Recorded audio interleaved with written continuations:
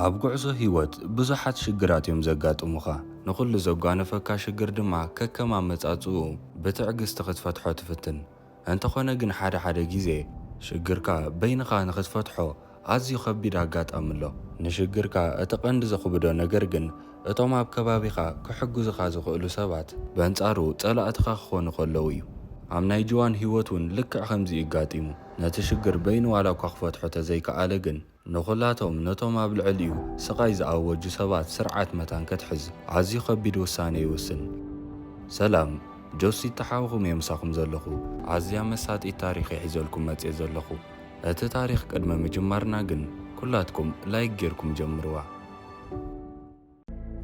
እታ ፊልም ክትጅምር ኮላ ሓደ ጅዋን ዝተባሃለ ቆልዓ ምርር ኢልዎ ክበክ ከሎ ንሪኦ እሞ መፍትሒ ደልዩ ስለ ዝሓርበቶ ከመይ ገይረ ነፍሰይ በቐሊሉ ከጥፍእ ይኽእል እንዳበለ ኣብ ኢንተርነት ሰርች ክገብር ይጅምር። ሃንደበት ግን ናይ ሓደ ሃይ ክላስ ታክሲ ዝተባሃለ ካምፓኒ መወዓውዒ ኣይትሙቱ ሕነኹም ፍደዩ እምበር ዝብል ኣብኡ ጽሑፍ ይጸንሖ። ዝኾነ ይኹን በደል ኣብ ልዕለኹም ክወርድ ይኽእል እዩ፣ ንሕና ግን ሕነቕን ፈዴልኩም ኢና ይብል ብምንባሩ ንብዓቱ እንዳወረደ ቴሌፎን ኣልዒሉ በትብኡ ዝጸንሖ ቁፅሪ ክድውል ይዳሎ እሞ እንተኾነ ግን ናይ ሓሶት መወዓውዒ ዝኸውን ኢሉ ይገድፎ። ሽዑ ንጽባሒቱ ጅዋን ምርኩሱ ሒዙ ብኽንደይ ጻዕሪ ንቤት ትምህርቲ ይበጽሕ እሞ እቶም ቅድሚ መዓልታት ኣሳቒሞ ዝነብሩ ተምሃሮ ግን ትምህርቲ ከም ዝመፁ ምስ ረኣየ ተጣይሱ መገዲ ቀይሩ ንገዝኡ መለስ። ገዝኡ ቅድሚ ምእታው ግን ነታ ዓሳ እንዳሸጠት ህይወቱ ትመርሐሉ ድዩ ብርሑቕ ኮይኑ ይሪኣ እሞ ክትዛረብ ዘይትኽእል ብምንባራ ነቶም ዓማዊል ከተዕግብ እንዳተሸገረትን ኣብ ባኮ እንዳጸሓፈትን ክትራዳዳእ ክትፍትን ኮላ ርኢዩ ኣዝዩ ይሓዝን። ናቱ ሓዘን ከይኣኽሎ ኣዲኡ ምስ ረኣየ ልቡ ስለ ዝተሰብረ ዕድሉ ንኽርኢ ናፍቲ ትማሊ ዝረኣዮ ሃይ ክላስ ታክሲ ዝተባህለ ካምፓኒ ሕንኡ ንኽፈዲሉ ክድውል ይውስን። ልክዕ ምስ ደወለ ናይቲ ካምፓኒ ተቆጻጻሪ ዝኾነ ሲዮን ዝስሙ ሰብኣይ ቴሌፎን ይቕበሎ። ቀፂሉ ማሕተም ዘለዎ ደብዳቤ ሂቡ ንሓደ መሳርሕቱ በዓል ታክሲ ሂቡ ይሰዶ።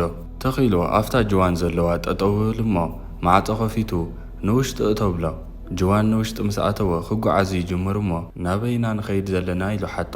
እቲ ኣውቲስታ ግን ብዙሕ ዘረባ ኣይተዛረበን፣ ሕናኻ ንኽንፈዲ ጥራይ ኢሉ መልሰሉ። ሽዑ ጅዋን ብዛዕባ እቲ ኣብ ልዕሊኡ ዝወረደ በደል ሓደ ኢሉ ከረድኦ ይጅምር እሞ ንሕና እውን እቲ ታሪኽ ክንርድኦ ከም ብሓድሽ ንመለስ። ስመይ ጅዋን ይበሃል። ናብዚ ሕጂ ዝመሃረሉ ዘለኹ ቤት ትምህርቲ ቅድሚ ዋርሕ የቐይረ ኣቴ። ኣብዚ ቤት ትምህርቲ ዕረፍቲ ክኸውን ከሎ ኩሉ ግዜ 3 ዓዋሉ እንዳመፁ ከም ዘሳቒይዎን ክዳኑ እንዳሸተቱ ከይተረፈ ዓሳ ኢኻ ትጮኑ እንዳበሉ ከም ዝላገጹሉን ንሱ ድማ ካብ ትምህርቲ ምስ ወጻኹ ነደይ ኣብ ድኳን ስለ ዝሕግዝ ኢሉ ዋላ እኳ ተነገሮም፣ ንሳቶም ግን ንዕኡ ምጥራፍን ኣብ ዝረኸብዎ ኣጋጣሚ ድማ እንዳቐጥቀጡ ንዕኡ ምስቓይ ስራሕና ኢሎም ከም ዝሓዝዎ ይነግሮ። ነገራት ኣዝዩ ስለ ዝመረሮ ናብ ዳይሬክተር ከይዱ ይነግረሎም። እንተኾነ ግን እቲ ዳይሬክተር ኣብ ክንዲ መፍትሒ ዘምጸሉ ምስኦም ተራዳዳእ፣ ብዝተኻእለካ መጠን ምስኦም እንዳተመሳሰልካ ዓርኮም ክትከውን ፈትን ንብሎ። እቲ ዳይሬክተር ብተወሳኺ እንታይ ኻኸ ዓሳ ትሽትት እንዳበለ ካብ ኦፊስ ይሰጎ። ልክዕ ካብቲ ኦፊስ ምስ ወፀ እቶም 3 ዓዋሉ ሕጂ እውን ንረኽቦ። ሕጂ እውን ብሓይሊ ናብ ክለብ ሒዞም ኸይዶም ኩሉ ክዳኑ ይሕድግዎ እሞ ብኡ እንዳተላገጹ ገንዘቡ እንዳወሰዱ ብሓይሊ ናብ ክለብ ሒዞሞ ይኸዱ እሞ ገንዘቡ ወሲዶም ክዳኑ ቀዳዲዶም ምስተን ምስኦም ዝኸዳ ዋልድ ኮይኖም ይላገጹሉ። ከም ኣመሎም ካልእ መዓልቲ እውን ንረኽቦ። ሽዑ ገንዘብ ሃበና ኢሎም ሓተዎ እሞ ንሱ ግን ወላ ሓንቲ ገንዘብ ስለ ዘይነበሮ የብለይ ንብሎም። ሽዑ ናፍቲ ጽርግያ ደፊኦም የውድቕዎ። ብቕድሚኡ ክትመጽእ ጸንሐት መቶ ስለ ዝረገጸቶ እግሩ ይስበር። ብሞቶ ምህራሙ ሓደጋ ይመስል ዋላ እኳ ተነበረ፣ ንሳቶም ግን ኮነ ኢሎም መደብ ኣውፂኦም እዮም ከምኡ ገይሮሞ። በዚ ምኽንያት እዚ ሕጂ ብምርኩስ እዩ ዝኸይድ። ቀፂሉ ምናልባት ካብ ፖሊስ መፍትሒ ተረኸበ ኢሉ ናብ ፖሊስ ይኸይድ እሞ እቲ ፖሊስ ግን እዚ ነገር እዚ ዳይሬክተርኩም እዩ ክከታተሎ ዘለዎ ኢሉ ደብዳቤ ናብ ቤት ትምህርቲ ጽሒፉ ይሰዶ። ንምሸቱ ጅዋን ኣዝዩ እንዳሓዘነ ንገዝኡ ምለስ። እንተኾነ ግን እዞም 3 ዓዋሉ ምስ ኣዲኡ ኮፍ ኢሎም ጸንሕዎ። ኣብዚ ግዜ እዚ ዝኾነ ኣንጻሮም ነገር እንተገይሩ ኣዲኡ ክስእና ከም ዝኽእል ተረዲእዎ ጠባይ ገይሩ ምስኦም ኮፍ ይብል። ድሕሪ ሓደ ሰሙን ኣቢሉ ኸውን እቶም ፖላይስ ነቲ ዘእተወ ደብዳቤ ጥዑይ ገይሮም ስለ ዝረኣይዎ ኣብ ልዕሊኡ በደል ብምውራዱ ነቶም ዝሃርምዎ ዓዋሉን ንዕኡን ኣዲኡን ንቤት ትምህርቲ ጽውዕዎም። ኣዲኡ ኩሉ ዝገበረኻ ነገር ብዝርዝር ነዞም ፖላይስ ንገሮም ዋላ እኳ ተበለቶ። ንሱ ግን ድሕሪ ምዝራቡ እዞም 3 ዓዋሉ ነዲኡ ኸይዶም ገለ ኸይገብሩሉ ስለ ዝፈርሐ እዚ ደብዳቤ ናብ እንዳ ፖሊስ ዘእተኽዎ ቅድሚ ሰሙናት እዩ ነይሩ። ኣብዚ ሕጂ ግዜ ድማ ምስኦም ተዓሪቐ ሰላም ኢና ዘለና ኢሉ ይሕሱ። በዚ ምክንያት ድማ ወላ ሓደ ዓይነት ውሳኔ ከይተሓላለፈ እቲ ኣኼባ ይብተን። ጆዋን እዚ ኩሉ መከራ ከዕልሎ ዝጸንሐ ነቶም ሕነ ዝፈዲሉ ካምፓኒ እዩ። ናብዚ ሕጂ ዘሎ ኩነታቱ ምስ ተመለስና ድማ እቲ ኣውቲስታ ናይታ ታክሲ ኣብዚ ውረዲሉ ነታ ማሕተም ዘለዋ ደብዳቤ ሂቡ ይሰዶ እሞ ጆዋን ወሪዱ ናበይ ከም ዝኣቱ ምስ ረኣየ እንዳጌም ዝመስል ገዛ ጸንሖ። ጆዋን ነታ ደብዳቤ ድሕሪ ምንባቡ ናብ ውሽጢ እቲ ገዛ ኣትዩ ንሶም ዝበልዎ ዓይነይቲ ጌም ምዃና ጻርዩ ክጻወት ይጅምር። ናይቲ ጌም ካራክተር እንታይ ክገብር ከም ዘለዎ መምርሒ ክትህቦ ትጅምር። ኣብ ልዕሊኡ ዝወረደ በደላት ኩሉ እቲ ናይ ታክሲ ኣውቲስታ ሕነ ከም ዝፈደየሉን ጉዳይ ገንዘብ ድማ ኣብ ዓመታት ቀስ ኢሉ ክኸፍሎ ከም ዝኽእል ምናልባት ተወሳኺ ክፍሊት ዘድልዮ ስራሓት ተሰሪሖም ድማ ቀስ እንዳበለ ክውስኽ ምዃኑ ትሕብሮ። ኣብ መወዳእታ ሕነኻ ንኽትፈዲ ድልው ተኮይንካ ኦኬ ዝብል ፀቐጥ ትብሎ። ሽዑ ጆዋን ንእሽተይ ስለ ዝፈርሐ ተሲኡ ክኸይድ ይብገስ። እንተኾነ ግን ሕጂ ሕኑኡ ተዘይፈድዩ ቤት ትምህርቲ ምስ ተመልሰ እቶም ዓዋሉ ዝገብርዎ ነገር ክረኣዮ ይጅምር እሞ ተመሊሱ ሕኑኡ ንኽፈዲ ኦኬ ኢሉ ይጸቅጥ። ኣብዚ ግዜ እዚ ናይ ሃይ ክላስ ካምፓኒ ሰራሕተኛታት ጆዋን ከም ዝተሰማምዐ ሪኦም ናይ ብሓቂ ተበዲሉ ድዩ መጀመርያ ከጻርዩ ይጅምሩ። ሓላፊኦም ስዩን ድማ እዚ ነገር እዚ ንዓና ተራ ነገር እዩ፣ ሕኑኡ ድማ ክንፈድየሉ ኢና። እንተኾነ ግን ነዚ ቆልዓ እዚ ከቢድን ኣብ መንጎ ህይወትን ሞትን ቀርቂርዎ ዘሎ ነገር ጉዳይ ስለ ዝኾነ ኩላትኩም ብተገዳስነት ክትሰርሑለኩም እብሎም። እቶም ጋንታ ስርሖም ይጅምሩ። ከጻርዩ ምስ ጀመሩ ድማ ሓደ ካብቶም ሰለስተ ዓዋሉ ኣቡኡ ኣዝዩ ሃብታም ኮይኑ ሓንቲ ካብቶም ሰራሕተኛታት ጓን ዝተባህለት ብዛዕባ ሓደ ካብቶም ዓዋሉ ከተጻር ምጀመረት ኣቡኡ ንዕኡ ኣዝዩ ሃብታም ብምዃኑ ነቲ ወዱ ዝመሃረሉ ቤት ትምህርቲ ድማ ብዙሕ ሓገዝ ስለ ዘበርክት ወዱ በደላት ክገብር ከሎ እቶም ቤት ትምህርቲ ብልዕሊኡ ስጉምቲ ንኽወስዱ ኣዝዮም ከም ዝፈርሑ ትርዳእ። ቀፂሎም ናይዞም ሰለስተ ዓዋሉ ተምሃሮ ስእሎም ኣውፂኦም ኣብ ቦርዲ ይልጥፍዎ እሞ ሓላፊኦም ንእሽተይ ነገር ክመስል ይኽእል እዩ ግን ብዕቱብ ስርሕዎ ኢኹም ኢሉ ደጊሙ ጠንቂቕዎም ነቲ ናይ ታክሲ ኣውቲስታ ዝነበረ ደውጊ ዝስሙ ወዲ ስራሕካ ጀምር ኢሉ ይለኾ። ደውጊ ስርሑ ንኽጅምር መጀመርያ እታ መኪኑ ሒዙ ናብ ሓደ ሬስቶራንት እዩ ተጓዒዙ። ከም ዝተጋገየ መሲሉ ድማ ኣብኡ ጸንሖ መግቢ የልዕል እሞ መድሃኒት ይገብረሉ። እንተኾነ ግን ብዙሕ ኮይዶም ገየ እቲ ዋና ናይታ መግቢ ናተይ ኢሉ ደድሕሪኡ ምስ ሰዓቦ የቕሬታ ተጋገየ ናተይ መሲልኒ ኢሉ ይህቦ። እዚ ሰብ እዚ ናይ በዓል ጅሆን መምህር ኮይኑ ብሰንኪታ ዝገበረሉ መድሃኒት ስለ ዝሓመመ ከምቲ ቀደም ክምህር ብዘይምኽኣሉ ንሓፂር ግዜ ካብ ስርሑ መምህርና ይዓርፍ። ደውጊ ድማ ናብቲ ቤት ትምህርቲ ከይዱ መምህር ከም ዝኾነ ዘርኢ ፋይላት ሒዙ ኣብ ቦታ ናይቲ መምህር ተኪኡ ስራሕ ኣብኡ ይጅምር። ናይቲ ቤት ትምህርቲ ዳይሬክተር ብዛዕባ እቲ ቤት ትምህርቲ ሓደ ነገራት እንዳገለጸሉ ናፍቲ ዝምህረሉ ክፍሊ ሒዝዎ ኸይድ። ዳይሬክተር ቀፂሉ ሓድሽ መምህርኩም ይተላለይዎ ድሕሪ ምባል ነቶም ተምሃሮ ገዲፍዎ ይኸይድ። እቶም ሰለስተ ተምሃሮ ግን ንሱ ኣቴንዳንስ ሒዙ ልክዕ ትምህርቲ ክጅምር ምስ ተዳለወ ብሓይሊ ካብቲ ክላስ ኣቋሪፆም ንደገ ይወፁ።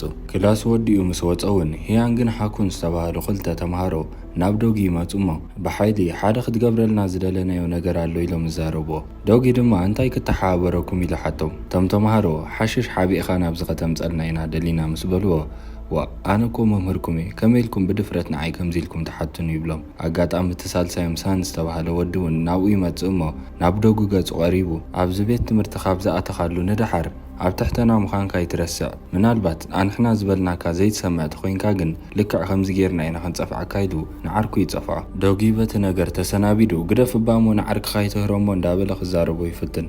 እንተኾነ ግን እንዳተዛረቦም ከሎ ፖርታፊልኡ ካብ ኢዱ ሕዲጎም ብሓይሊ ኣብ ውሽጢ ዝነበረ ገንዘብ ሓዲጎም መኸዱ። ነዚ ኩሉ ነገር በቲ ዝተገጥመ ካሜራ ትከታተሎ ዘላ መሳርሕቱ ንደውጊ ድማ ንደውጊ ዘጋጠመ ነገር ምስ ረኣየት ትስሕቕ። ደውጊ እውን በቲ ዘጋጠመ ነገር ፍሽኽ ይብል። ንፅባሒቱ ሰለስቲኦም ኣዕሩኽ እንዳበልዑ ከለዉ ሓደ ካብኣቶም ሃኩስ ተባህለ ድሓር ኣብ ዘለና ፕሮግራም ነተናዋልድ ከነገርመን ኣለና ኢሉ ሓድሽ ሓሳብ የምፅእ። ሶን ድማ ናብ ሓንቲ ኣረጊት ሰበይቲ ኸይዱ ንሕና ሓሽሽ ክንገዝእ ስለ ዘይንኽእል ንስኺ ገዚእ እኽልና ምፅእ ይብላ። ተዓባይ ሰበይቲ ግን በቲ ሓሳብ ኣይተሰማምዐትን። እንተኾነ ግን ብዙሕ ገንዘብ ክንበኪ ኢና ምስ በልዋ ንሓደ ነገራት እቲ ገንዘብ ተሓገዛ ኢላ ተሓሽሽ ገዚኣ ተምፀሎም። እንተኾነ ግን እዞም ጨካናት ቆልዑ ከምቲ ዝበልዋ ገንዘብ ዘይኮኑ ሂቦማ ካብቲ በሊዖም ዝፀገብዎ መግቦም ተረፍ ሂቦማ ኸዱ። ንምሸቱ ናፍቲ ክፅበይዎ ዝዋዕሉ መደብ ኸዱ እሞ ሶን ድማ ነተን ሃብታማት ኣዋልድ ንኸገርም ዝገዝእዎ ሓሽሽ የርእየን። ኣዝዩ ክበርዐ ፀፋርስ ስለ ዝነበረ እተን ኣዋልድ ተገሪመን የጣቕዓሉ። እዚ ኩሉ ዝፍጠር ዘሎ ደድሕሪኦም እንዳመፀ ደውጊ ይከታተሎም እዩ ዘሎ። መሳርሕቱ እውን ብካሜራ ትከታተሎም እያ ዘላ። ዶጊ ናይዞም ቆልዑ ካይዳ እንዳረአየ ከም ንኣሹ ክንሪኦም የብልናን ነዚኦም ከም ቀለልቲ ተርእናዮም ዋጋ ክንከፍል ንኽእል ኢና ኢሉ ነታ ብካሜራ ትከታተል ዘላ ይነግራ። እዚ ተዛሪቡ ብዙሕ ኮይፀንሐ ሰለስተ ጸሊም ባድላ ዝገበሩ ገጀፍቲ ወዳት ናብኦም ገጾም መጹ። ሰን ድማ ኣዳሊዎ ጸንሐ ገንዘብ ንዖም ህቦሞ እዞም ተምሃሮ ቀለልቲ ከም ዘይኮኑን ናቶም ጋርዲ እውን ከም ዘለዎም ዶጊ ርእዩ ይግረም። ንጽባሒቱ ትምህርቲ ምስ ከዱ ኣብ ሽቓቕ ተሓቢኦም ሓሽሽ ክስሕቡ ከለዉ ዶጊ ድማ ኣጋጣሚ ብሽቓቕ ጸኒሑ ይወፅእ እሞ ንሓደ ተምሃራይ ኣብ ጸግዒ ሒዞም ከሳቕይዎ ስለ ዝጸንሕዎ ግደፍዎ ኢሉ ሒዝዎ ክኸይድ ይደሊ። ሰለስቲኦም ግን ኣይተወስደኒ ኢኻ ኢሎም ክከራኸርዎ ስለ ዝፈተኑ ሽሑካ ዋላ ተዘይሰማዕኹምኒ ሓደ ግዜስ ከም መምህር ንእሽተይ ክብሪ በሃቡን ይብሎም። ሽዑ ሸለል ኢሎሞ ሒዝዎ ነቲ ቆልዓ ኸይድ። ንምሸቱ ሰለስቲኦም ገዝኦም ድሕሪ ምኻዶም ነዚ ዶጊ ዝበሃል ሓድሽ መምህር ጽቡቕ መቕጻዕቲ ቀፂዕና ንዓና ከም ዝፈርሐናን ከም ዝመሃርን ክንገብሮ ኣለና ኢሎም ክዘራረቡ ይጅምሩ እሞ ሳን ድማ ሓድሽ ሓሳብ ኣለኒ ነዚ መምህር ከመይ ጌርና ኣብ ፖስቶ ከም ነእትዎ ክነግረኩም የብሎም። ነጽባሒቱ ትምህርቲ እንዳኸዱ ከለዉ ከም ኣመሎም ንሓደ ድኻ ናይ ጎደና ሸቃጣይ ሓሽሽ ኣምጸልና ኢሎም ይኸድዎ። እንተኾነ ግን እቲ ሰብኣይ ቅድሚ ሕጂ ብዙሕ ስለ ዘሸገርዎ እንታይ ከም ዝደልዩ ስለ ዝፈልጥ ሓቢኡ ኣብ ኢዱ ዳልዩ ስለ ዝጸንሐ ካብ ናቱ ይሸጠሎም። ሽዑ ቤት ትምህርቲ ምስ ኣተዉ ሰና መምህር ዶጊ ይኸይድ እሞ ወለዲ ናይ ተምሃሮ ከዘራርቡ ካደልዮም ኣብ ላይብረሪ ይጽበዩ ካለዉ ኢሉ ሓስዩ ይሰዶ። ዶጊ ድማ ሓቂ መሲልዎ ነቶም ወለዲ ንኽረክብ ናብቲ ላይብረሪ ኸይድ እሞ ሽዑ እቲ ሓደ ተምሃራይ ተሓቢኡ መጺኡ ናብ ናይ ዶጊ ቦርሳ ናይ ብዕልግና መጽሓፍ የእትወሉ። በቲ ሓደ እውን ሶን ንሓንቲ ተምሃሪት ኣገዲዱ ናፍቲ ላይብረሪ ሒዝዋ ድሕሪ ምኻዱ ዝበልክኸ ኩሉ ነገር ትገብሪ ከምኡ ዘይትገብሪ ተኾይንክ ግን ከቢድ ሽግር እዩ ክመጸክ እንዳበለ የፈራርሓ። ኣማራፂ ዘይነበራታ ተምሃሪት ድማ በቲ ዝበላ ነገር ተሰማማዕ። ዶጊ ከምቲ ዝተባህሎ ናብ ላይብረሪ ወለዲ ክረክብ ይመጽእ። እታ ጓል እውን ከምቲ ዘፈራርሕዋ ክትገብር ትዳሎ። ዶጊ ወለዲ ዘይምህላው ኣብቲ ላይብረሪ እንዳተገረመ ንውሽጢ ገጹ ኣቱ። እንተኾነ ግን ታጓል ጸጉራ በታቲና ክዳና ናይ ላዕሊ እንዳውፅአት ዶጊ ከም ዝዓመፅ ኣምሲላ ካብ ውሽጢ እቲ ላይብረሪ እንዳጎየት ንደገ ትወፅእ። በዚ ምኽንያት ብዙሓት ተምሃሮን መምህርን ይእከቡ። እታ መምህር ናብኣ ገጻ ቀሪባ እንታይ ይጋጢምክ ምስ በለታ ዶጊ ክዕምፀኒ ሓሲቡ ብሓይሊ ድማ ናይ ዕርቃን ስእልታት ስኢሉ ኣብ ቦርሱኡ እትይወሎ ትብላ። ሽዑ ሰለስቲኦም ኣዕሩኽ እንዳተረኣዩ ክስሕቁ ይጅምሩ። እታ መምህር እውን ነታ ተምሃሪት ደጊፋ ተተስኣ እሞ ብዛዕባ ዝበለቶ ጉዳይ ከነጻሪ ኢና ኢላ ተፈራርሖ ንዶጊ። ኣብዚ ሰዓት ናፍቲ ዳይሬክተር ብዘይፍለጥ ቁጥሪ ይድወል እሞ ኣብቲ ቤት ትምህርቲ ዝተፈጥረ ነገር ኩሉ ይንገሮ። ዳይሬክተር ነዚ ምስ ሰምዐ ኣዝዩ ይስንብድ።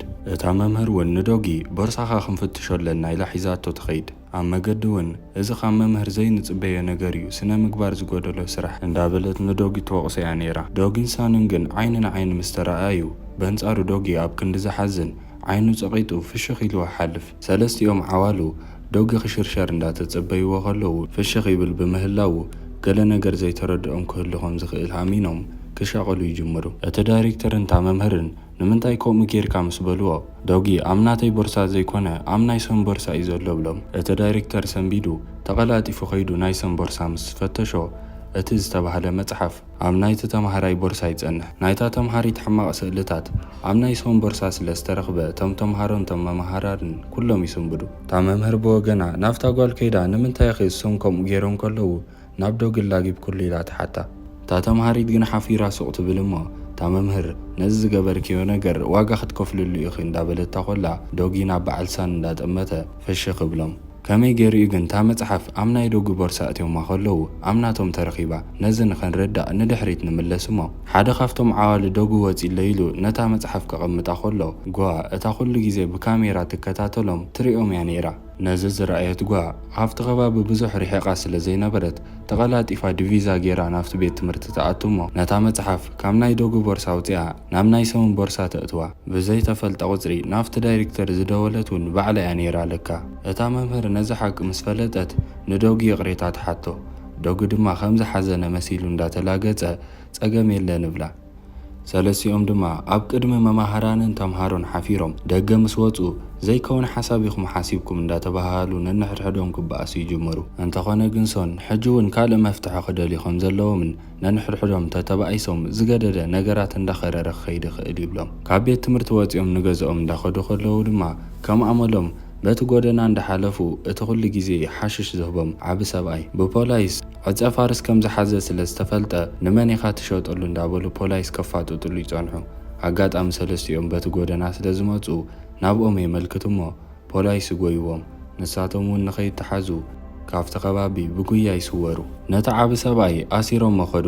በዓል ሶን ድማ ኣብ ኢዶም ዘሎ ሓሽሽ ንኸይርከብ መሊሶም ኣብ ሽግር ከይኣትው ኢሎም ንበረኻ ኸይዶም ይቐብርዎ። ንጽባሐይቱ ንኽላስ ኸዱ። ኣብ ቤት ትምህርቲ ዶጊ መምህሮም ቅድሚ ምእታው ነቶም ተምሃሮ ሓደ ሰብ ምስ መምህር እዚ ኸይዛረብ ምስ ትዛረቡ ድማ ንህይወትኩም ሕሰቡላ እንዳበሉ ኣፈራሪሖሞም ኮፍ ብሉ። ዶጊ ከም ኣመሉ ሰዓቱ ስለ ዝኣኸለ ክምህር ኢሉ መጽእ። ሽዑ ከመይ ሓዲርኩም እንተበሎም ወላ ሓደ ዝምልሰሉ ተምሃራይ ይስእን። ዝገደደ ሰለስቲኦም ብድሕሪት ኮይኖም ጌም ይፃወቱ ብምንባሮም እቲ ጌም ኣቋርፅዎ ኢሉ ይዛረቦም። ሶን ግን ካብቲ ድሕሪት ዝነበረ ቦታ ተሲኡ ኣይነቋርፅና እንዳበለ መሊሱ ንዶጊ ከሕርቆ ዝኽእል ቃላት ክዛረብ ይጅምር። ሳን ዘረቡ እንዳቐጸለ ንዶጊ ከሕርቆ ይፍትን እሞ እቶም ካልኦት ኣዕርኽቲ ድማ በድሕሪት ኮይኖም ሞባይሎም ካሜራ ወሊዖም ምናልባት ዶጊ ሓሪቑ ዝኾነ ነገር ተገይሩ መታን መኽሰሲ ክረኽቡ ክቐድሑ ይጅምሩ። ዶጊ ድማ ዋላ እኳ ኣዝዩ ተሓረቐ እንታይ ምዃኑ ሓሳቦም ስለ ዝተረድኦ ተጸሚሞ ስቕብል። ሶን ድማ ከሕርቆ ከም ዘይክእል ነቲ መምህር ተረዲእዎ ተረጋጊኡ ተመሊሱ ኮፍ ብል። ዶጊ ግን ኣዝዩ ጎራሕ ብምንባሩ መሊሱ ሎማዓንቲ በቓል ዘይኮነ ብምስሊ ዝምህረኩም ኢሉ ቲቪ ይውልዕ። እቲ ዝወልዖ ቪድዮ ድማ ሰለስቲኦም መሓዙት ኣብ ጫካ ኸይዶም ነቲ ሓሽሽ ክቐብርዎ ከለዉ ዘርኢ ቪድዮ እዩ ነይሩ። ሰለስቲኦም ነዚ ምስ ረኣዩ ኣዝዮም ስንብዱ። ካልኦት ተምሃሮ እውን ነዚ ሪኦም ክስንብዱ ምስ ረኣየ ዶጊ ከምዛ ፈሊጡ ዘይወላዓ ወይ ተጋጊአ ይወልዐልኩም እዚ ኢሉ የጥፍኣ። ክላስ ምስ ተወድአ እቶም ከሕርቆዎ ዝሓሰቡ ንዶጊ ተቓጺሎም ንባዕሎም ኣብ ኣፍ ደገ ይጽበይዎ እሞ ኣበይ ርኢኻና ቀዲሕካ እናብልዎ። ዶጊ ድማ ተረጋጊኡ ንፋስ ክቕበል ኢለ ናብቲ በረኻ ገጸይ ከይደ ነይረ ሽዑ እየ ይርአኩም እብሎም። ንሳቶም ድማ ኣጋጣሚ ሓሽሽ ኣብ ኢድና ስለ ነበረ ኢና ከምኡ ጌርና እምበር ኣንሕና ኮይኑ ስሕብን ኢና ብልዎ። ዶጊ ድማ ብኦም እንዳተላገጸ ደሓን ብዙሓይ ትሻቐሉ ምስጢርኩም ኣነ ክዕቅበልኩም እየ።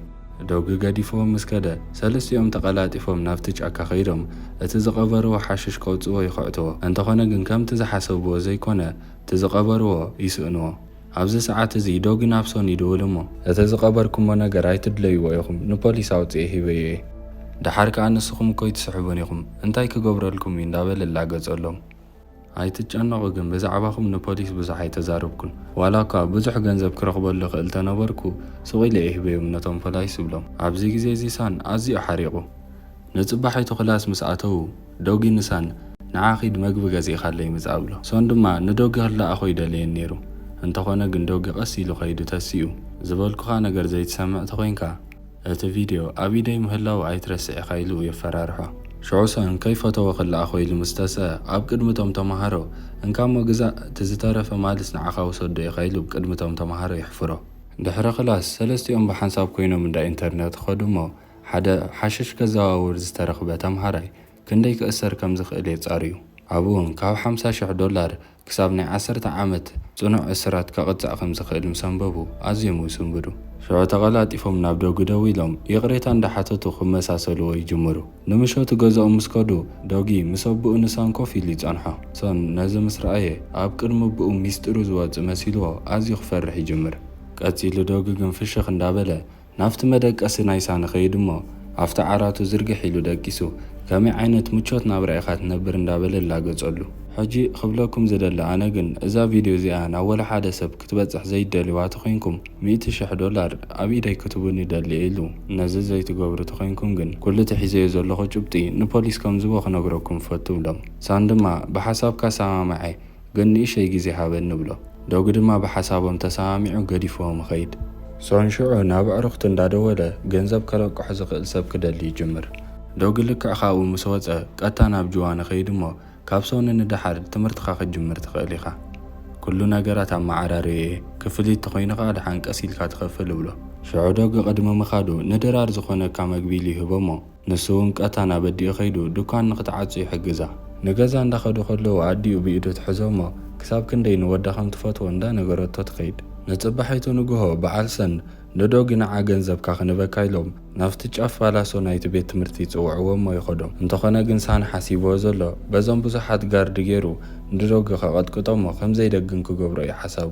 ዶጊ ቀጥታ ብዘይ ፍርሒ ናብኦም መጽእ ሽዑ ብእዝኑ ሒዙ ኩሉ ነገር ድልው ዲሉ ፍቓድ ይሓትት ጀምር ዝብል ትእዛዝ ምስ መጾ በይኑ ምዞም ኩሎም ጋርዲ ክበኣስ ይጅምር። ዶጊ ዋላ እኳ በይኑ ተነበረ ካብቲ ዝሓሰብዎን ላዕሊ ኣዝዩ ሓያል ብምንባሩ ግን ንኹሎም ንሓደ ከየትረፈ መሬት የትሕዞም።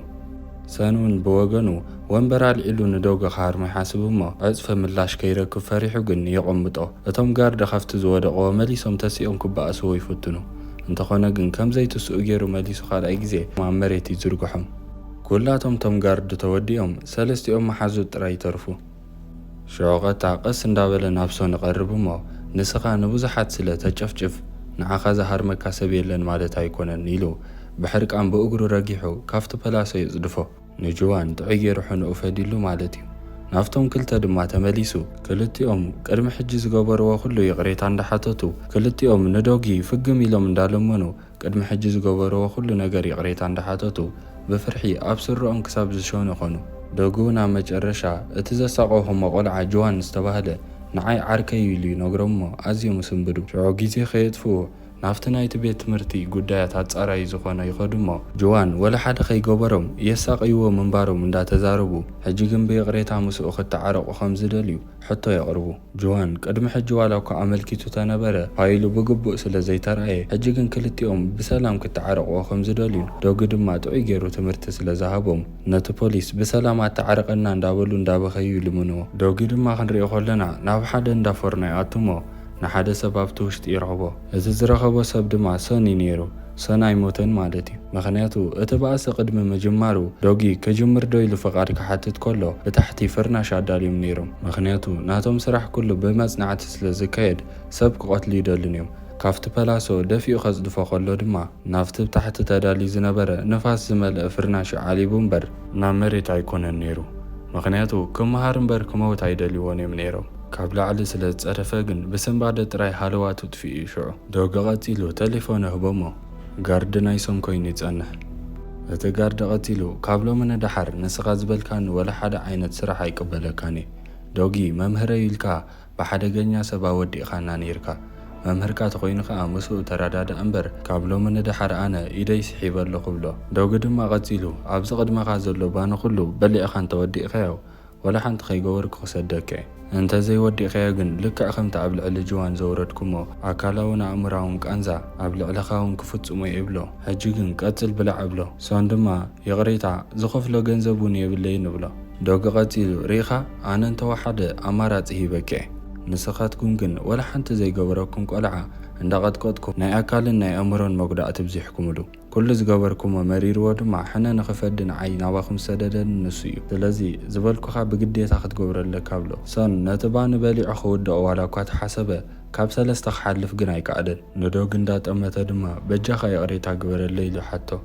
ዶጊ ድማ ኣነ ንዓኻ ንኽጎድአካ ሓሳብ የብለይን። እንተኾነ ግን ጥዑይ ጌርካ ትምህርቲ ክትወስድ ደልየካ ሪኢኻ ሎማዓንቲ ኣብ ሂወትካ ሙሉእ ንመጀመርያ ግዜ ይቕሬታ እንዳሓተትካ ብትሕትና ንሰብ ዝተዛረብካሉ መዓልቲ እዩ። ዳርጋ ከም ብሓድሽ ከም ዝተወለድካ ክትሓስቦ ትኽእል ኢኻ እንዳበለ ኬክ ኣዳልዩ ሽምዓ ወሊዑ ከም በርዝደይ የውዕለሉ እሞ እቲ ነገር ይገድፍዎ።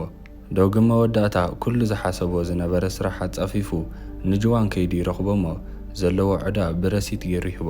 ጅዋን ነቲ ገንዘብ ምስ ረኣየ እዚ እኮ ኣዝዩ ብዙሕ ይብሎ። ዶጊ ድማ ኣብ ሂወትካ ሙሉእ ትኸፍሎ ገንዘብ እዩ፣ ኣብ ወርሒ ድማ ክንዲ ዓቕምኻ ክትከፍል ትኽእል ኢኻ፣ ዘገድደካ ሰብ የለን ብሎ።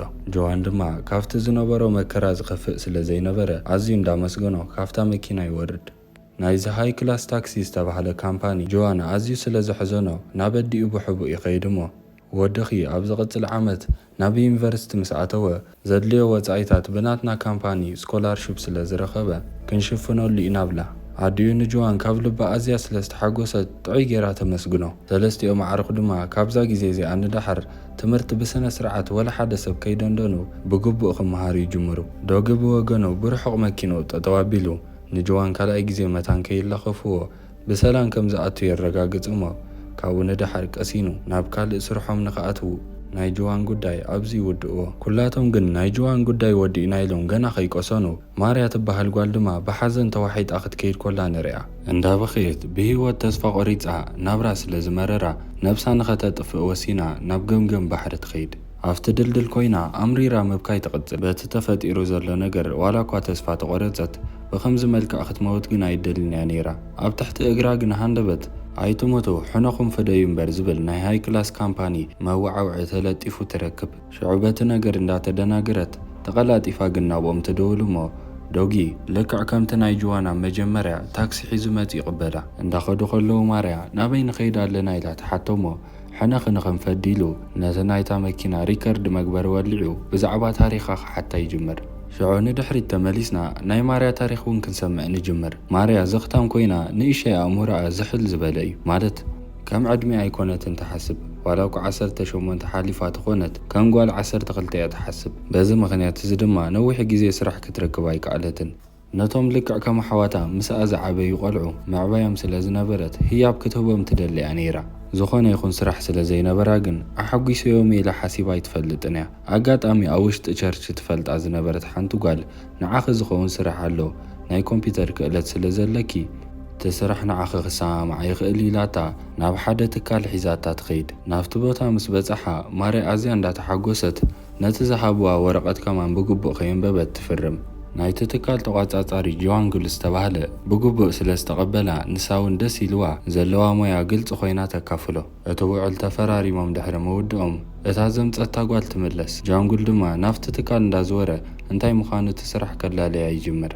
ነገራት ንእሸይ ክቕየሩ ይጅምሩ እሞ ዓሳ ከመይ ጌራ ሓፂባ ከተዳለ ከም ዘለዋ ክነግራ ይጅምር። ማርያ እንዳተደናገረት ናተይ ስራሕ እኳ ኣብ ኮምፒተር እዩ ትብሎ። ጆዋን ድማ እሱ ድሓር ትገብርዮ ሕጂ ግን ንግዚኡ ዝክትሰርሕ ፅንሕብላ። ማርያ ድማ ዓሳ ስለ ዘይፈቱ ዓሳ ክሓፅባ ይክእል ንብዚ ተኺለት ሓደ ስራሕ እየ ክሰርሕ መፅእ ትብሎ። ኣብዚ ግዜ እዚ ተቐንዲ ሓላፊ ናይቲ ትካል ጁሶን ናብኡ መፅእ። ማርያ ዓሳ ስለ ዘይፈቱ እዚ ስራሕ ኣይሰርሕን እየ ከም ዝበለት ምስ ሰምዐ ድማ መን ኢልኪ ክትሓስቢ ኢሉ ብፀጉሪ ሒዙ ናብቲ ዓሳ ተኣሊኽሉ ዘሎ ብሓይሊ ከጥልቃ ይጅምር። ሕጂ ዓሳ ትፈርሒ ኢኽ እንዳበለ ፀፊዑ ንመሬት ኣውዲቑ ሰጢልክ ስራሕ ክትሰርሕ ኢልዋ ይኸይድ።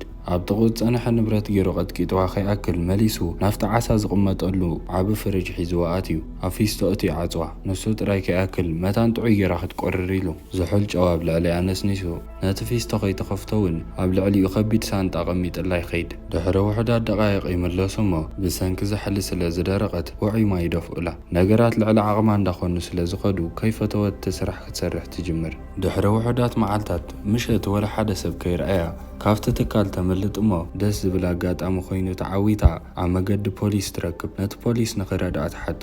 ንሱ እውን ህራይ ንዕእተው ኢሉ ከም ዝሕግዛ ነጊሩ ብመኪና ሒዝዋ ይኸይድ እሞ እንተኾነ ግን ተኻቢሉ ናብቲ ከተምልጠሉ ዝፀንሐት ትካል ይመልሳ። ንሳቶም ድማ ካልኣይ ግዜ ተቐቢሎም ሽዑ መሊሶም ከም መቕፃዕቲ ካልኣይ ግዜ ናብ ፊስቶ እትዮም ከሳቒዋ ይጅምሩ። እቲ ሓላፊ ዲቾ እውን ነቲ ፖሊስ ድራር ይጋብዞሞ ክረድኣኒ ኢላ ፀውዐቶ ፖሊስ መሊሱ ናብ ኣመፅዩ ማይ ገይሩ እንዳጠልቀየ ካልኣይ መዓልቲ ክትሃድሚ ከይትሓስብ ኢሉ የጠንቅቓ። ድሕሪ ውሕዳት መዓልታት ማርያ ከምቲ ልሙድ ኣብ ስራሓ ኮላ ጅዋ ብስራሕ ደልየኪ ኢልዋ ንውሽጢ ሒዝዋ እያቱ እሞ ብዘይድሌታ ይዕምፃ።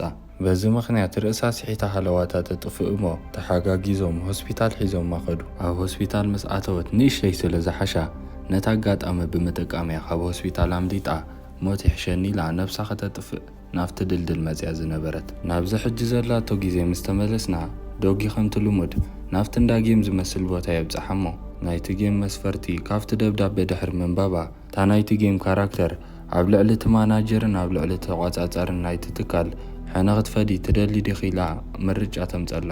ማርያ ሕነ ክፈዲ ይደሊ ኢላ ስለ ዝተሰማምዐት ንኩላቶም ሰራሕተኛታት ናይ ሃይ ክላስ ታክሲ ሓድሽ ሕነ ዝፍደየሉ ሰብ መፂሉ ቴክስት ይመፆም። ሽዑ ኩላቶም ነዛ ሓድሽ ስራሕ ንክዳለዉ ናብቲ ታሕተዋይ ግራውንድ ወሪዶም ኣኼባ ገይሮም ክዘራረቡ ይጅምሩ። ሓደ ካብቶም ሰራሕተኛታት ካብዘን ሒዝናየን ዘለና ሞባይል ስማርትፎን ተቐየርና ሓይሽ ኢሉ ይዛረብ። ጓታ ናይ ካሜራ ተቆፃፃሪት ግን ካብ ስማርትፎን እዚ ሒዝናዮ ዘለና ሞባይል ሓይሽ ኢላ ትካትዖም። ኣብዚ ሰዓት ዶጊ ናብቲ ቦታ ይመፅእ እሞ ሪከርድ ዝገበሮ ታሪክ የስምዖም። ነዚ ታሪክ ድሕሪ ምስምዖም ናይዚ ስራሕቶም ቀንዲ ዕላማ ዝኾኑ ናይቲ ጁቾን ሓላፍን ናይ ጆዋንግልን ተቆፃፃሪ ስእሎም ኣውፂኦም ይልጥፎ። ዱቾን ኣዝዩ ሃብታምን ምስ ብዙሓት በዓል ስልጣናት ርክብ ስለ ዘለዎ ንእሽተይ ሓደጋ ከምፀሎም ክእሊ ቀፂሎም ኣብ ልዕሊ ማርያ ከቢድ በደል ከም ዝወረደ ምስ ኣረጋገፁ ሕነ ንኽፈዲ ኩላቶም እዳለዉ። ማርያ ናይ ብሓቂ በደል ከም ዝወረዳ ምስ ኣረጋገፁ ኩላቶም ተሰማሚዖም ስርሖም ንክጅምሩ ሙሉእ በሙሉእ ይዳለው። ዶጊ ቀልጢፉ ናብ መኪናኡ ኣትዩ ካብ ግራውንድ ውፅኡ ስርሑ ንክጅምር ይዳሎ። በዓል ጓውን ናይ ሓሶት መኪና ብምድላው ደርሆን ዓሳን ዝሽቅጡ ሸቀጥቲ መሲሎም ይዳለው። ዶጊ ናብቲ ትካል ከይዱ መእተውን መውፅእን ኩሉ የጽንዖ።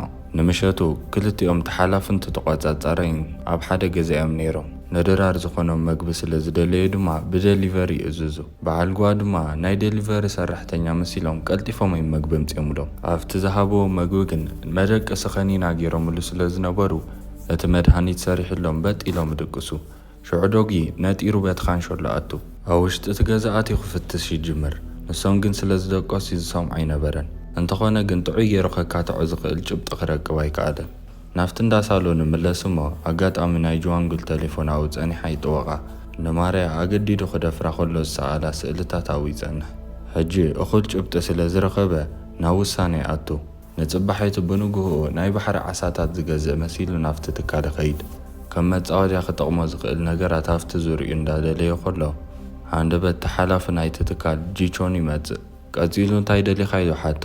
ዶጊ ድማ ክገዝእ ከም ዝመጸ ምስ ነገሮ ናብ ኦፊሱ ሒዝዎ ይኸይድ እሞ ክዘራረቡ ይጅምሩ።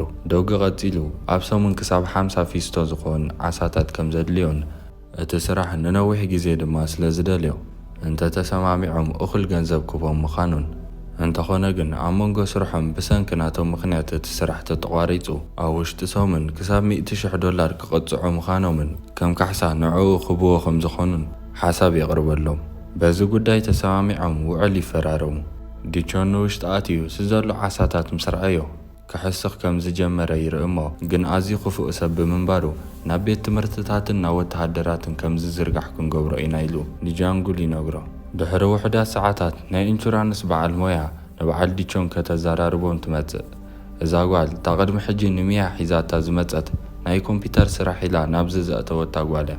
እዚ ናይ በዓል ዲቾን ትካል ንሰራሕተኛታቱ ንኹሎም ደሞዝ ከም ዝኸፍሎምን ኣብ ልዕሊ እዚ ትካል እዚ ዝኾነ ንእሽተይ ክሳራ ተጋጢሙ እቶም ናይ ኢንሹራንስ ትካል ነቶም ሰራሕተኛ ዝኸውን ደሞዝ እንዳበለ ህቦም እዩ። እንተኾነ ግን ናይ በዓል ዲቾን ትካል ሰራሕተኛታት ስለ ዘይከፍል ካብቶም ኢንሹራንስ ተቐቢሉ ንዕኦም እዮም ዝወስድዎ ነይሮም። ነዚ ጉዳይ እዚ ብናይ ሓሶት ሰነድ ጌራ ክሳልጥ ዝገበረቶ ሰበይቲ ድማ እዚኣ እያ ነይራ። በዚ ምክንያት ድማ ንሳውን ካብቲ ገንዘብ ትካፈል እያ። እዚ ኩሉ ዘዕልልዎ ዘለዉ ነገራት ድማ በቲ ዶጊ ተኺልዎ ዝኸደ ማይክ ጌራ እያ ትሰምዖ ዘላ ኣብ ኮምፒተር። ስለዚ ኣብ ዝቕጽል ሰሙን ናይ ማርያ ሓዊሱ ንኹሎም ቶም ሰራሕተኛታት ካብቶም ትካል ናይ ኢንሹራንስ ንሰራሕተኛታት ተባሂሉ ገንዘብ ክለኣኽ ስለ ዝኾነ ነቲ ገንዘብ ከመይ ገይሮም ክካፈልዎ ምዃኖም ክዘራርቡ ከለዉ ንሰምዕ። ካብ ኩሎም ቶም ሰራሕተኛ ድማ ዝለዓለ ገንዘብ ትረክብ ማርያ ነይራ። ምክንያቱ ቶም ኢንሹራንስ ከም ዝፈልጥዎ ሓሚማ ሆስፒታል ኣትያ ከም ዘላ እዩ።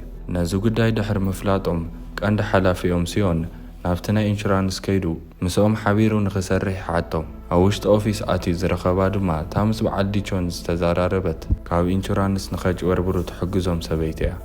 ዘረብኦም ድሕሪ መውድኦም ተመሊሱ ከም ዝመጽእ ነጊርዋ ይኸይድ። ድሕሪ ሰዓት ስራሓ ወዲኣ ኣብ ፍዳሴ ገዛኣ ንኽትከይድ ኣብ ጎደና ጠጠው ኢላ ኾላ ሲዮም በቲ ጎደና ይመጽእ እሞ ንእግረ መገደይ ምሳይ ዘይወስደኪ ኢሉ ናብ መኪንኡ እትይዋ ኸይድ። እታ መኪና ንእሸይ ድሕሪ ምኻዳ ይዕፍንዋ እሞ ናይ በዓል ዲቾን ትካል ካብ ኢንሹራንስ ይኹን ካብ ሰራሕተኛታት የጭበርብር ምዃኑ ክትዛረብለኪ ኢሎም የገድድዋ። ዋላካ ወላ ሓንቲ ዝፈልጦ ነገር የለን ኢላ ክትሕሱ ተፈተነት። ብሽጉጥ ገይሮም እንዳፈራርሑ ግን ኣብ ዝቕጽል ሰሙን ግድን ኩሉ ተሓቂ ከተውፅዮ ይኽብልዋ። ጃንጉል ብወገኖ ከምቲ ዶጊ ክገዝእ ኢሉ መጽዩ 50 ዝኾን ፊስቶ ዓሳ ይደሊ እዩ ዝበሎም ጽዒኑ ክወስደሉ ይብገስ። እንተኾነ ግን ዶጊ ማስክ ገይሩ ገጹ መገዲ ይኸትሮ። ጃንጉል ንኽበኣስ ኢሉ ሓፂን ሒዙ ይቐርብ እሞ ዶጊ ግን ብቐሊሉ ንመሬት ይሰጥሖ። ኣወዳድቑ ኣዝዩ ክፉእ ብምንባሩ ብኸቢድ ይጉዳእ። ነጽባሐይቲ ንግሆ ዶጊ ናብኡ ምኸይድ እሞ ወላ ሓንቲ ከም ዘይፈለጠ ገና ስራሕና ከይጀመርና ከምዚ ጌርኩም ኢሉ ብስምምዖም መሰረት 100,000 ክቕጽዖ ከም ዘለዎም ይነግሮም። ዲንሾን ድማ ኣብ ዝቕጽል ግን ከነመዓራሪ ኢና ኢሉ ተሰማሚዕዎ 100,000 ሂቡ ይሰዶ። ዶጊ ምስ ወጸሎም ናፍቲ ፖሊስ ደውል እሞ ነታ ማርያ ዝተባህለት ጓል ካፍታ ዘላታ ደሊኻ ተምጽእ ኣብልዎ። ዶጊ ድማ ነዚ ዘረብኦም ስለ ዝሰምዐ ናብ መኪንኡ ሓፂን ይገጥመላ እሞ ነቲ ፖሊስ እንዳኸደ ከሎ ብድሕሪ መጽዩ ገጩ ይጉምጥሎ። ቀፂሉ ነቲ ፖሊስ ኣፈራሪሕዎ ኣጠንቂቕዎ ይኸይድ። ማርያ ኣጋጣሚ ናብ በዓል ጓን ትኸይድ እሞ ኮምፒተር ሒዛ ምስ ረኣየታ ነዚ ስራሕ እዚ ኣዝያ ከም ትፈትዎን ከምኡ ምዃኑ ሞይኣ ትነግራ። ቀፂላ ጓ ኣብ ኢድ ማርያ መድሃኒት ትርኢ እሞ ናይ ምንታይ መድሃኒት እዩ ኢላ ትሓታ። ማርያ ድማ ጃንጉል ዝሃባ ምዃኑን ክደክም ኮላ ሓይሊ ንኽትረክብ ከም ዝሕግዛ ትነግራ። እንተኾነ ግን ጃንጉል ሓሲኡኸም ኢልዋ እምበር እቲ ዝሃባ መድሃኒት መከላኸሊ ጥንሲ እዩ ነይሩ። ኣብቲ ሓደ ድማ ዶጊ ሕጂ እውን ስርሑ ንኽሰርሕ ናብቲ ናይ ባሕሪ ዓሳታት ዝፀዓኑሉ ቦታ ይኸይድ። ጃንጉል ሎማዓንቲ ዋላ መንገዲ ምስ ተዓፅዎ ብሕርቃን ካብ መኪንኡ ወርድ። እንተኾነ ግን ከም ቀደሙ በይኑ ዘይኮነ ብዙሓት ጋርዲ ሒዙ ዝጸንሕ። ኣብዚ ሰዓት እዚ ኣብ መንጎ ዶግን ቶም ጋርድታትን ከቢድ በኣሲ ይለዓል። እንተኾነ ግን ዶጊ ከምቲ ንፈልጦ ኣዝዩ ሓያል ስለ ዝነበረ ንኹላቶም በብሓደ ክውድኦም ይጅምር። በይኑ ዝተረፈ ጃንጉል ድማ ሕጂ እውን ንዶጊ ንኽሃርም ይመጽእ እሞ ዶጊ ብቐሊሉ ኣብቲ ትማሊ ሃሲዎ ዝነበረ ክሳዱ ሃሪሙ መሬት የውድቖ። ዲቾን ሓላፊኡ ናብ ጃንጉል ዋላ ብተደጋጋሚ ተደወለ ቴሌፎን ዘልዕሎ ሰብ ይስእን። ዶጊ ንጃንጉል ሒዝዎ ኸይዱ ይኣስሮ። እቲ ማስኩ ምስ ኣውፅኦ ክሳብ ሕጂ ከምዝታት ክገብር ዝጸንሐ ዶጊ ባዕሉ ምዃኑ ጃንጉል ምስ ረኣየ ኣዝዩ ስንብድ። ኣብዚ ሰዓት እዚ ዲቾን ናብ ዶጊ ይድውል እሞ ሎሚ እውን እንተኾነ መኪንኦም ስለ ዝተጠልፈት ጽባሕ ከቕርብ ስለ ዘይክእል ንድሕረ ጽባሕ ዕድል ንኽቦ ይሓቶ። ዶጊ ድማ ጸገም የለን ክሳብ ድሕሪ ጽባሕ ክጽበየከ ካብኡ እንተሓሊፉ ግን እቲ መቕጻዕትኻ ከም ትቕጻዕ ኣይትረስዐዮ ኢኻ ብሎ። በዚ ነገር እዚ ድሕሪ ምስምማዖም ዲቾን ባዕሉ ከቕርብ ስለ ዘይክእል ካልኦት ሸየጥቲ ዓሳ ክደሊ ይጅምር። ጓን ናቱ ኮምፒተር ሃጌራታ ስለ ዝነበረት እንታይ ሰርች ከም ዝገብር ዘሎ ሪኣ ናብቶም መሳርሕታ ደው ኢላ ሸየጥቲ ዓሳ መሲልኩም ምስኡ ተሰማምዑ ኢኹም ትብሎም። ቀፂሉ ዲቾን ሰብ ረኺበ ኢሉ ምስኦም ዝሰማማዕ ንጽባሕ 50 ዝኸውን ፊስቶ ናይ ዓሳ ዝመልአ ደሊ ኢሉ ይሰማምዖም። ካብተን ዶጊ ዝቖፅዖ $100,000 ከምልጥ ኢሉ እዩ ባዕሉ ዘየዳለዎ ዓሳ ዝደሊ ዘሎ። ናብ ኦፊሱ እንዳተመልሰ ግን ኣብ ሓደ ጸግዒ ማስክ ዝገበረ ወዲ ኮፍ ኢሉ ይርኢ። ማስክ ገይሩ ዘሎ ዶጊ ድማ ተሲኡ ንምንታይ ኻ ካብ ካልእ ሰባት እንዳቕረብካ ናትካ ዓሳታት ምዃኖም ተምስል ኢሉ ተሲኡ ኸሃርሞ ይጅመር። በንእሽተይ ዝተጀመረ በኣሲ እንዳኸረረ ኸይድ እሞ ኣብ መንጎ ክልቲኦም ከቢድ በኣሲ ይለዓል። ዶጊ ኣዝዩ ሓያል ብምንባሩ ንዲቾን ከሳቕዮ ይጅምር። ኣብ መንጎ በኣሶኦም ግን ዲቾን ፈንጠርጠር ክብል ከይፈለጠ ንዶጊ ማስኩ የውድቐሉ እሞ ባዕሉ ዶጊ ምዃኑ ርኢ ይስንብድ። ሕጂ እውን እንተኾነ ግን ብሕርቃን ንምንታይ ከም ዝትገብር ኣለኻ እንዳበለ መሊሱ ተሲኡ ኸሃርሞ ይፍትን። ዶጊ ግን መሊሱ ብጭካነ እንዳሃረመ ኣብ ልዕሊ ሰባት ዝኹሉ ግፍዕ ጌርካ ብሰላም ክትነብር ትሓስብ ነይርካ ብሎ።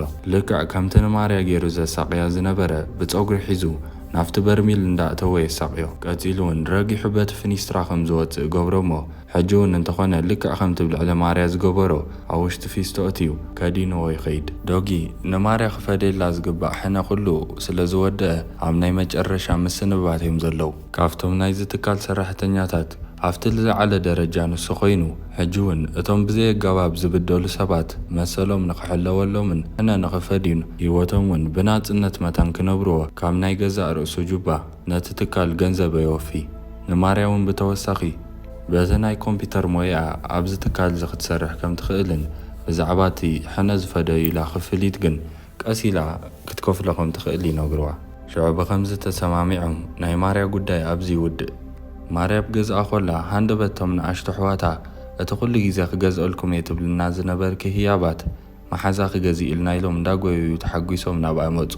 ንሳ ድማ ኣዝያ ተሓጒሳን ሰንቢዳን መን እዩ ከምዚ ገይሩ ገዚኡሎም ኢላ መን ከም ዝገበረ ክትርኢ ንደገ ምስ ወፀት ንዓ ዘለዎ ተገዳስነት ንምርኣይ ዶጊ ከምኡ ከም ዝገበረ ትርዳእ። ሽዑ መወዳእታ ናይቲ ታሪክ ማርያ ብሓጎስ ንዶጊ እንዳተፋነወቶ ርኢና ናይታ ፊልም ታሪክ ኣብዚ ይውድእ። እዛ ፊልም ከመይ ርኢኹማ? እንተፈቲኹማ ላይክ ምግባር ኣይትረስዑ። ከምኡ ድማ ናይ ወትሩ ተኸታተልቲ ንምዃን ሳብስክራይብ ግበሩ። ዘለኩም ሓሳባት ኣብ ኮመንት ጸሓፉለይ። ኣብ ዝቕጽል ብብልጽቲ ፊልም ክሳብ ንራኸብ ሰሰና እዩ።